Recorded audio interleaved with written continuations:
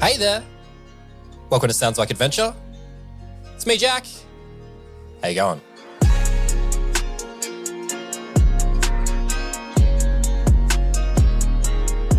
Sounds Like Adventure is a fully independent Australian actual play podcast, and you have tuned into Space Like Adventure. This is our current campaign, and it's a sci-fi campaign set in the world of The Expanse. I'm Jack, I'm your DM, and in each and every episode, I'm going to be joined by the following 5 wonderful people. Hi, I'm Kes. Hi, she, her, my pronouns. I play Atea. She is a wannabe CEO who has nothing to lose anymore. Hello, I'm Derek. He, him are my pronouns, and I play as Trevor, the former pro wrestling champion with the heart of gold. Hi, I'm Jazzy. I use any pronouns, and I play Shrike, who is the resident young angsty belter, trying to figure out where she belongs in life. Hi, my name's Arlo. I use he, him pronouns, and I'm playing as Flint Bancroft, a former Martian naval officer with severe daddy issues. Hi, I'm Jacob, he, him pronouns, and I play Mo, former beat cop and current drunken mess. And me, I'm Jack, of course, the DM of this campaign, and my pronouns are he, him, and I play everyone else. So now you know who we are. Let's get into the real story. This is Space Like Adventure, a Sounds Like Adventure actual play all about a ragtag group of misfits overcoming their corporate overlords in The Expanse.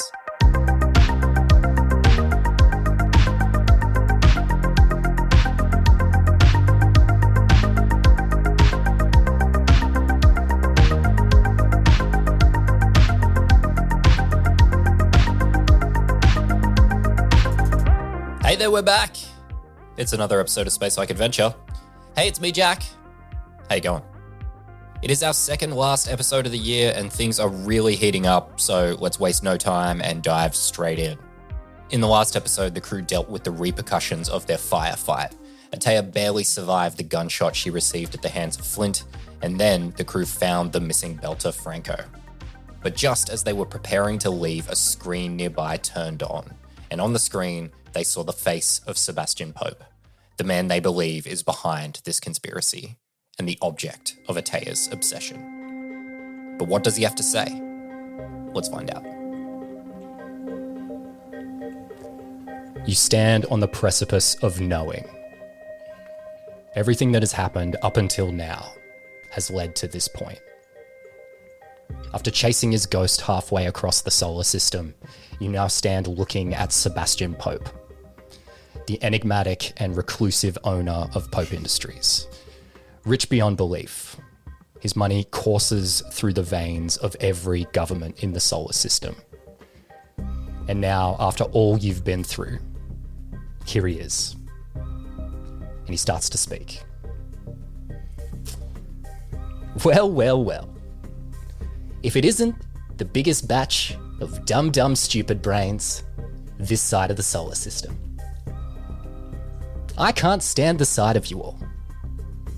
I am disgusted. Such a sorry state of affairs. What do you have to say for yourselves? Oh my god. I think as much as Atea has been like pulled into herself for the last however long since she was shot, Flynn, you see not someone entirely different, but something really pathetic, I think. From where she's standing, she drops to her knees, looking up at this screen, kind of just fumbling over her words, looking up to the screen. Mr.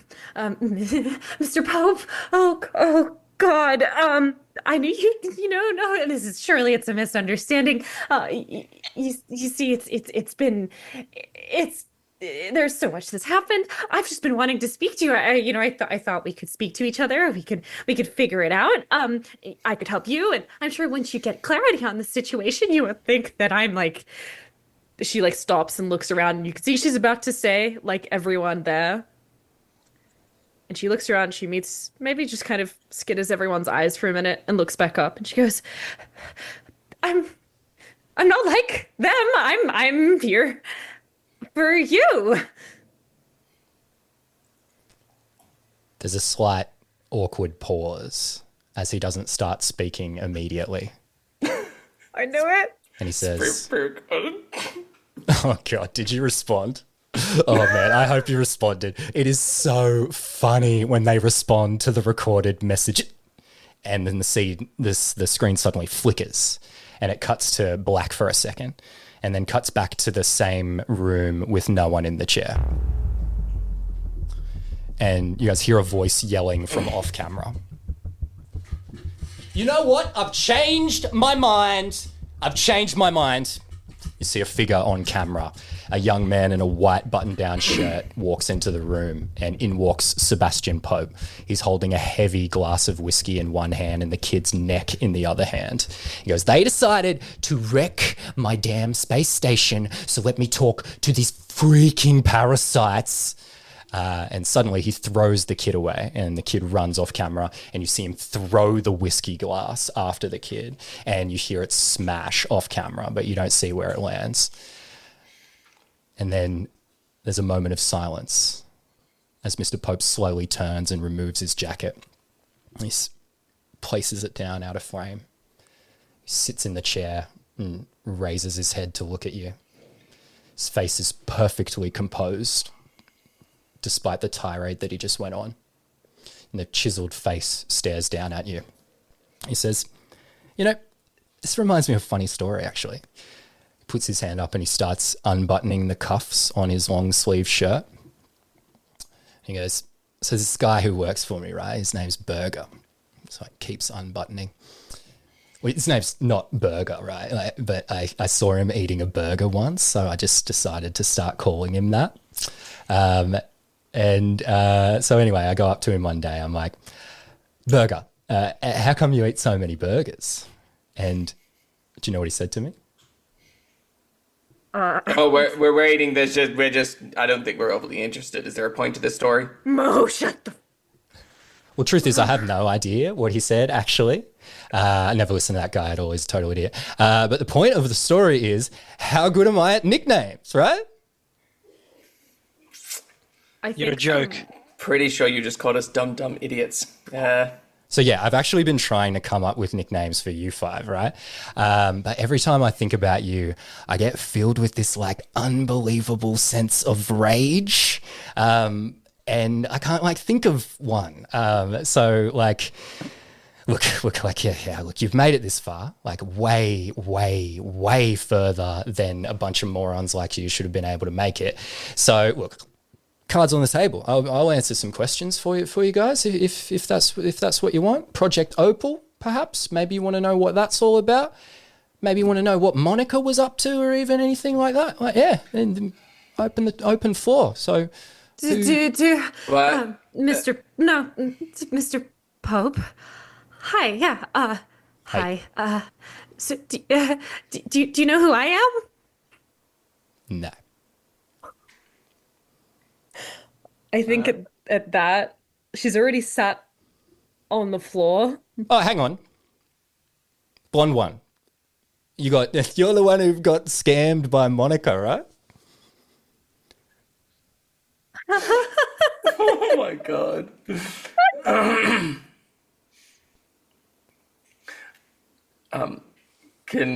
Mo's gonna look at Flint. And he's on a screen, yeah? Yeah. Yeah, okay. Mo, pretty much ignoring him, walks over to Flint and he'll sort of, turning away from the screen, but in Flint's ear so he can't see what Mo's saying. He'd be like, he's keeping us here for some reason. It kind of seems like he's stolen a little bit. Flint's going to walk over to Atea in between the screen and Atea and kind of squat down in front of her and kind of reach out both his hands, like offering you to take his hands. When you reach Atea, she's, kind of just hysteric. Not even kind of, she's hysteric. Like, she's having this kind of laughing fit. When you reach down to her level, her hair, which, the roots are now grown out, she's just kind of crying. Like her eyes are kind of a mess. She looks genuinely insane. And you reach your hands out to her. Sure.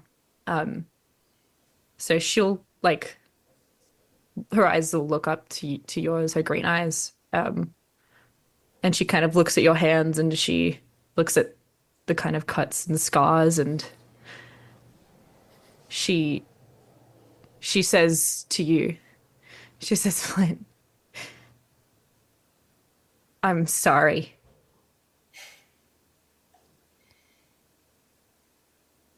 I'm sorry too, Atia.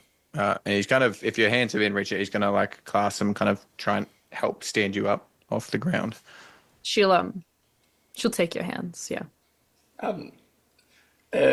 Mo'll address Mr. He'll address Pope. He'll say, "Okay, Sebastian, I got a question. So Opal, I'm assuming that that's some code name for the protomolecule research or something along those lines? Is that what has it a guess?" Yeah, it's not a bad guess. It's pretty good. Because, like Project Opal, really, it's like my whole reason for being, really. The very point of the station that you guys are currently standing on and ruining. So, you see, like, I'm a student of history, right? And there's been like a lot of great men over the years, whether it's, people like Steve Jobs, like Allen Iverson, like Joe Rogan, and Sebastian Pope. Like, that's the list as far as I'm concerned. But like I said, I'm a student of history. And the thing is, when a guy like me comes along, inevitably it ends the same way. They die. And, like my personal hero Skip Bayless once said, Father Time is undefeated. They die, and then their legacy gets squandered by their successors. Great men make weak men, But what if we never die? See, that's what the proto-molecule brings here. That's what changed on Eros. It rewrote humanity. So what if we could unwrite death? And then for a select, incredible individual, a leader of men, they could live on for eternity. Just think of all the value they could provide to the shareholders. Right, so we're all here in a life or death situation because you're such a chode that you think that your life is worth more than thousands. No, I know my life is worth more than thousands. Right, what a silly thought. But look, you see, the thing is, this doesn't matter anymore because it's all changing. The reason I'm telling you this.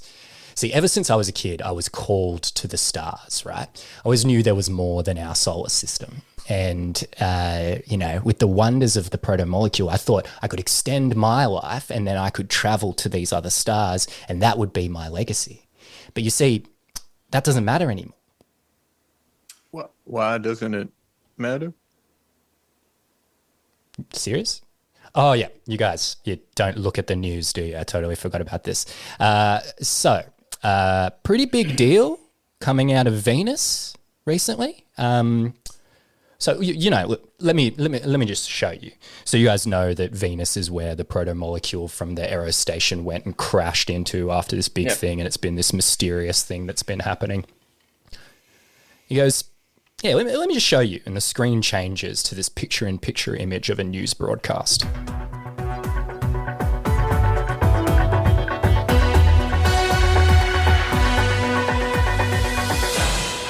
Returning to that monumental news from Venus, shocking footage as the strange extraterrestrial mass on Venus leaves the planet.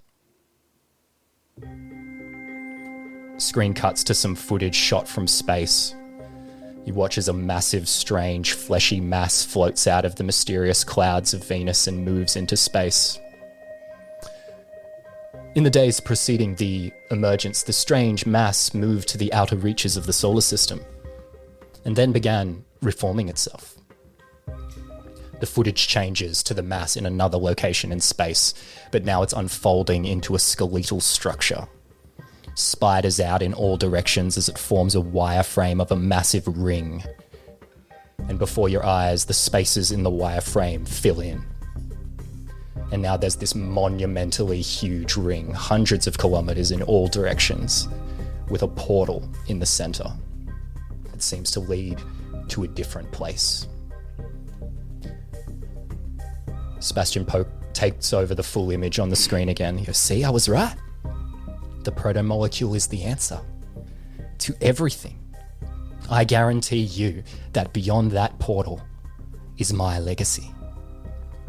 I've seen it, and right now the Martians, the Earthers, the Belters, they're terrified.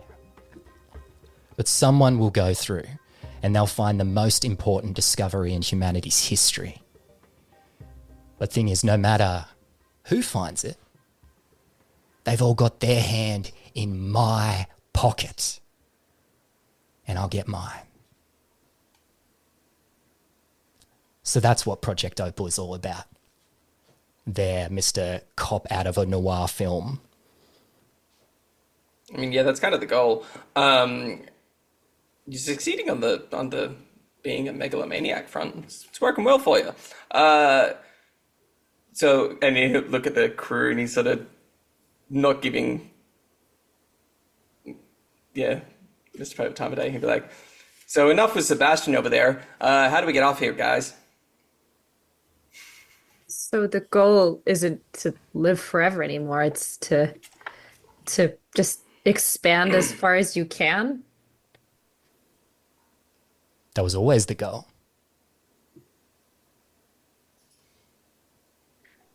I'd call you sir, but if Daddy told me anything, it was to use titles for people that they respect. So, Pope. It's funny, back in Martian training, we had names for types like you. We called them wasteland whisperers, kind of keyboard warrior types that talk behind a screen and didn't have the chutzpah to come say to someone's face. You say you're full of rage and you hate seeing our face and you can't think of a nickname. Come up with one in person. Come pay us a visit. Show us that rage. We'd welcome it. I mean, we could give you the same treatment we gave Monica over here. That was pretty good. I gotta say, that part was pretty funny. Blondie, are you curious why Monica got the job over you, by the way? Yeah, I am. Why? So, applications come across my desk, right? And I could see it a mile away. Obvious scam job, obvious frame up, totally obvious. And, I don't really care. I kind of respect the hustle. But your resume was better, definitely. And I was going to go with you. But then I saw this one thing. Do you know what her last name is? No. Her last name is Harmonica. Her name is Monica Harmonica. What kind of a name is that? It's insane. So yeah, I just thought I could, she'd get the job, she'd come in, then I'd get all these great nicknames that I could throw around. And mate, it was so good. I'd be like, hey there, Bob Dylan, the times are changing. Billy Joel, can you play the piano man today? Can you make me some gravy there, Paul Kelly? It was so, it was great. So yeah, that's why we did the whole thing, black bag, send you to the ice hauler, all the comedic punishment. It was our whole idea. But why me in that case? Her, obviously, harmonica, hilarious. I mean, very, honestly, I should have seen that. That's very you. But yeah, surely you don't even know my name, but somehow I'm still kind of the center of your universe in a funny way. Okay. Interesting take on the whole matter. But yeah, my favorite Martian, actually. You there. There's someone here that wants to see you. You got a second? He stands up and he walks away without even waiting for you to reply. Frame stands empty for a few seconds. There is no possible way this ends well. Feels like an eternity to you, Flint. Help! And then a person strides into the room. They wear a crisp Martian military uniform. And as they come into the frame, your eye catches the badges indicating their rank. Admiral.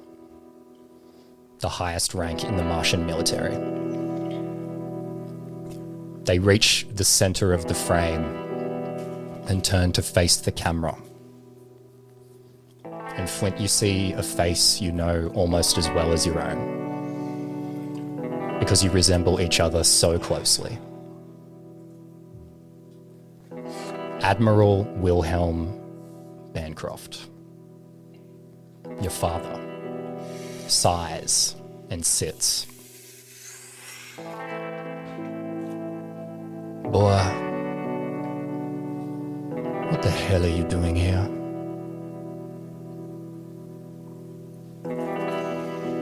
Hey, Dad.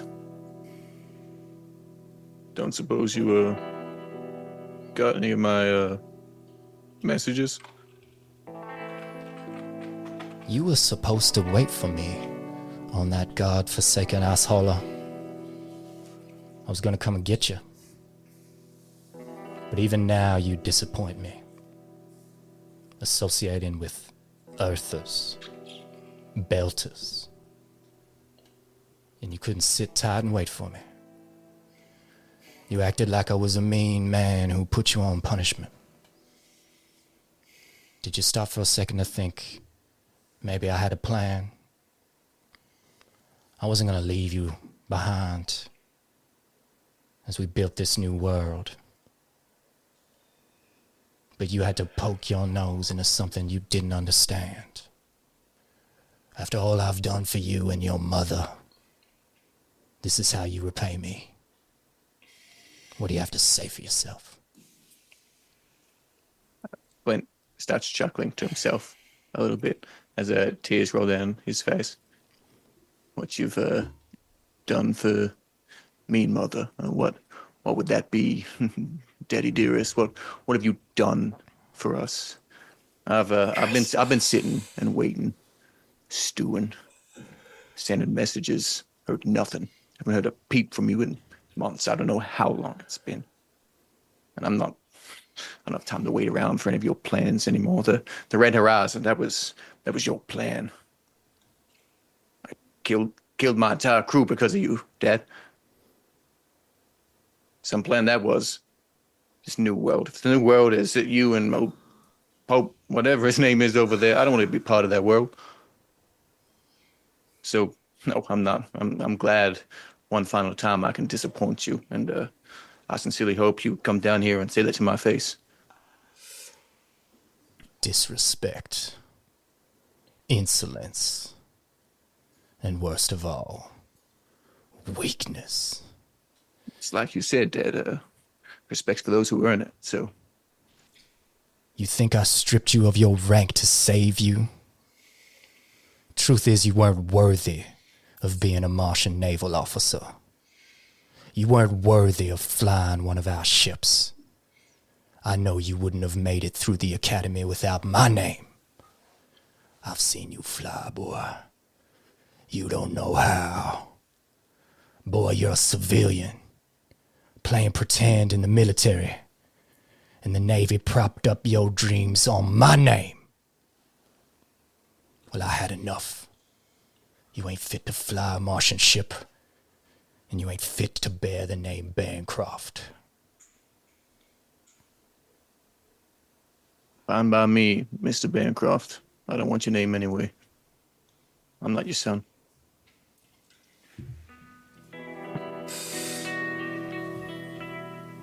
You know, Flynn, I've always held out hope for you. That you'd come good. Repay the faith I've placed in you. But it's clear to me now that that faith was misguided. You will never be good enough. Now I ask you one final favor for your father. Lay down and die. He stands up and he stiffly walks out of frame. Flynn will draw his pistol and whisper to himself, "Come and meet me, Mr. Bancroft." Hear some clapping from off screen, and you hear Sebastian Pope's voice. Stirring words there from my good buddy Admiral Wilhelm. And might I say, I could not agree more. I wish each and every one of you would lay down and die right now. That would be fantastic. But he stops and he pauses for a second and he looks over at Shrike. He's like, Slim Shady, you look kind of familiar. You know anyone I might know? Oh no. I think Shrike just kind of looks up at him. I think this entire time her face has been pretty deadpan, but just a little eye twitch. It's like, does she know anyone that he might know? And he's like, I hope to the gods that I don't, because I would never want to associate with people like you. Okay. Yeah, right. Well, it's not really the point. You just really reminded me of someone right now. It's very weird. Anyway, so there's one little final thing that I need to mention to you guys, and then I can let you go. But yeah, first, revenge. So you see, it's really, really funny to me. So it's no secret that the ice hole, Crystal Clear, is owned by Pope Industries, right? You guys know that. So you guys all technically work for me. And, I would have thought if you guys were like, snooping around and you run into some stuff being done by your employer, you might like steer clear or like maybe just like, let your line manager know, that type of situation. See if there's anything they can do about the whole thing. But that's not what you did, is it? You guys, you went snooping around, you went in here in my spooky experiment station, and you guys act like I'm the bad guy. But you guys didn't really care who you got involved in this whole mess, hey? Like, there was that funny little Irish lady on Tycho Station. She was cute. There was that cute little bumbling copper on Tycho Station. He was a gag, wasn't he? Wonder if you guys will ever go out for that dinner. That'd be nice. There's one other person though, isn't there? There's one other person. The sweet old cowboy seems to think my ice hauler is his. That'd be a real shame. Something would have happened to him, hey? Oh, well, just something to think about, one last thing. This button. He holds up a little remote control with a button on it. He pulls out and he looks over at it, smiles at you all, and he says, "Smell you later. Forever." He presses the button and the image cuts out. In place of the image of Sebastian Pope is a message. It says, "Self-destruct sequence initiated. 15 minutes until detonation." And that is where we're going to end it.